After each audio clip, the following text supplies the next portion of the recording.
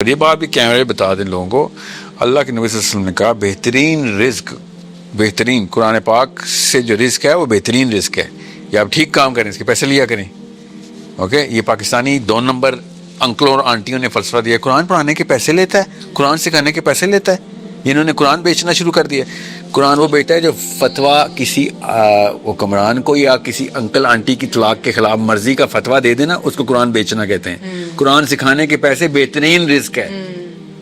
یہ حدیث ہے بخاری کی، بہترین رزق وہ ہے جو قرآن پاک سے آپ قرآن سکھا کے کمائیں. یہ کانسیپٹ کلیئر کریں جاہلوں کے. 95% نہیں 100%. ہاں سب میں ہی مانتے ہیں نا. کیا آپ نہیں مانتے تھے پہلے؟ آج سے اندر تھا نا گلٹ تھا، لیکن غلط تھا.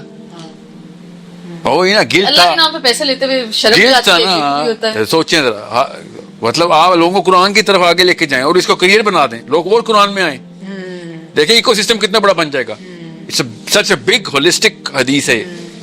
بہترین رزق یہ ہے کہ لوگوں کو قرآن سکھاؤ. اور یہ حدیثیں لگائیں اسکرین پہ جب میں بول رہا ہوں، جو حدیث آ رہی ہونی چاہیے تاکہ لوگوں کے بیسس اور کانسیپٹس کلیئر ہوں.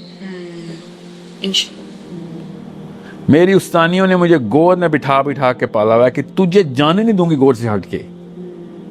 میری ایک ٹیچر نے کہا تھا I don't trust the distance between my lips and your ears، کہ یہ نہ ہو کہ اتنا شرارتی ہے کہ تو زیادہ ڈسٹینس ہوگا تو اس سے پہلے تو نکل لے گا، کوئی اور مطلب نکال لے گا. It was so embarrassing for me. ایک لڑکی کے لیے بہت embarrassing ہو، آپ کو نہیں پتا ہوتا. 3rd گریڈ 4th گریڈ کا بچہ ٹیچر کی گود میں بیٹھا ہو مجبوراً، قیامت ٹوٹ رہی ہوتی ہے اس کے اوپر. بات گود میں بٹھاتی تھی. اوکے نہیں بھائی، تجھے تو تو پیچھے پورے کے پورے نا وہ گینگ بنا لے گا. واہ، یہ صرف میرے ساتھ 3rd گریڈ میں نہیں ہوا. آف کورس گود والا بیٹھنے والا سسٹم 3rd گریڈ تک ہی رہا. Teachers used to gang up around me کہ اس کو کام دو، اس کو یہ والا کام دو. میرے فزکس کے پروفیسرز مجھے اسپیشلی اپنے گھروں میں بلا کے یہ والی کتاب پڑھ، یہ والا پروجیکٹ کر. میرے بایولوجی کے، میرے میتھمیٹکس کے professors, every single time I got lucky. I just got lucky. کیونکہ کوئی ٹیچر نہیں چنتا. سب کچھ آپ چن سکتے ہیں، ٹیچر نہیں چن سکتے. جو ہے وہی ہے، جو آپ کو بھی ملے وہی. کچھ ٹیچر ایسے تھے جو ہم نے چنے تھے. وہ کیسے؟ وہ کسی اور کالج اور کسی اور یونیورسٹی ہوتے تھے، ہم جاتے تھے سینکڑوں میل جا کے لیکچر اٹینڈ کرتے تھے. وہ ہم چنتے تھے، مگر وہ ظاہر ہے وہ کتنی دفعہ کر سکتے تھے. یہ وہ ٹیچر تھے جو میں ریگولر کالجز یونیورسٹیز کی بات بتا رہا ہوں، جہاں پہ they used to grab me اور I used to know کہ I'm not the best of the pick. I knew the boy who was the best of the pick or the girl who was the best of the pick. I just got picked. You know, because I was too loud maybe, or maybe I was too in the right place at the right time sort of a thing. بغیر کسی میری کوشش کے. یہ مجھے اس لیے پتا ہے کہ ویلیو ٹیچر ہی کیا ہوتی ہے. میں نے جتنی بھی کتابیں لکھ رہا ہوں اس وقت، سب کی سب کنڈر گارٹن کی 1 گریڈ 2 3 4 کی ٹیچرز کو ڈیڈیکیٹ کر رہا ہوں.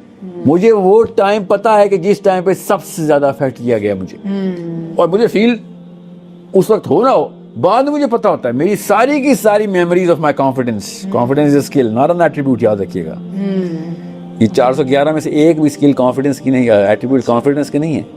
Confidence is a skill. You need to understand. Confidence آتا ہے کسی اور ایٹریبیوٹ کو پالش کرنے سے. Okay, you need to see اس کی اسپیشی فائلم میں کچھ اور ہے. سو مجھے پتا ہے میرا کانفیڈنس جن ایٹریبیوٹس کی بنا پہ آیا تھا، وہ ایٹریبیوٹ جب بن رہے تھے مجھے انہوں نے استانیوں کی شکلیں، ان کے نام، ان کے کام پتہ ہیں جو اس وقت بنا رہی تھیں. I am old enough to know that. They were not even old enough کہ وہ کسی وجہ سے کر رہی ہیں. وہ پیار محبت میں یا ڈیڈیکیشن میں کرنی تھی. میں ویسے بھی بارڈر تھا تو دن رات کی سروس ہوتی تھی. ہم ہر بار ٹیچرز ہمارے ایکسیس میں ہوتے تھے.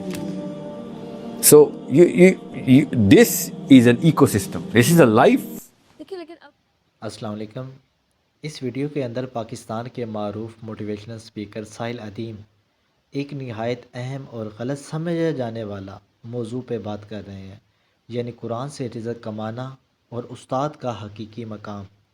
ساحل ادیم اس بات کا آغاز اس حدیث سے کرتے ہیں کہ نبی کریم صلی اللہ علیہ وآلہ وسلم نے فرمایا، سب سے بہترین رزق وہ ہے جو قرآن سے حاصل کیا جاتا ہے. حدیث صحیح بخاری. وہ کہتے ہیں کہ آج ہمارے معاشرے میں کچھ لوگ یہ فلسفہ پھیلاتے ہیں کہ قرآن پڑھانے یا سکھانے کے پیسے لینا گویا قرآن کو بیچنا ہے، جبکہ حقیقت یہ ہے کہ قرآن سیکھنے کا معاوضہ لینا نہ صرف جائز بلکہ بہترین رزق ہے۔ یہ نبی کریم صلی اللہ علیہ وآلہ وسلم کا فرمان ہے، اور قرآن پڑھانا ایک مقدس پیشہ ہے جس کے ذریعے ایک انسان دوسروں کی روحوں کو روشنی دیتا ہے۔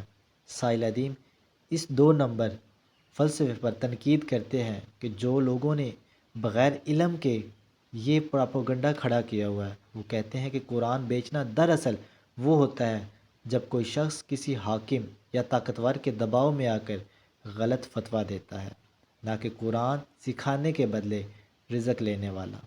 وہ پھر ایک وسیع ویژن دیتے ہیں کہ اگر لوگ قرآن سیکھنے کو اپنا کیریئر بنا لیں تو ایک روحانی اور تعلیمی سسٹم بن جائے گا۔ ایسا نظام جہاں رزق بھی حلال ہوگا، معاشرہ بھی قرآن کی روشنی سے منور ہوگا۔ ویڈیو کے آخر میں سائل ادیم اپنی استادیوں اور اساتذہ کا ذکر کرتے ہیں جنہوں نے محبت، شفقت اور مسلسل محنت سے ان کی تربیت کی۔ وہ بتاتے ہیں کہ کیسے ابتدائی عمر میں اساتذہ کی قربت اور توجہ نے ان کی شخصیت تراشی۔ یہی وجہ ہے وہ آج اپنے تعلیمی کام اور کتابوں کے کریڈٹ استادیوں کے نام وقف کرتے ہیں۔ ان کے مطابق ایک حقیقی استاد وہ ہوتا ہے جو شاگرد کے اندر کے جوہر کو پہچان کر اسے تراش دے۔ یہ ایک لائف سٹائل ہے، ایک ایسا رشتہ جو علم، محنت اور اعتماد پر قائم ہوتا ہے۔ سائل ادیم کا پیغام بالکل بہت واضح ہے۔ قرآن پڑھانا صرف عبادت نہیں، ایک باعزت روزگار بھی ہے، اور استاد وہ چراغ ہے جو امت کے مستقبل کو روشن کرتا ہے۔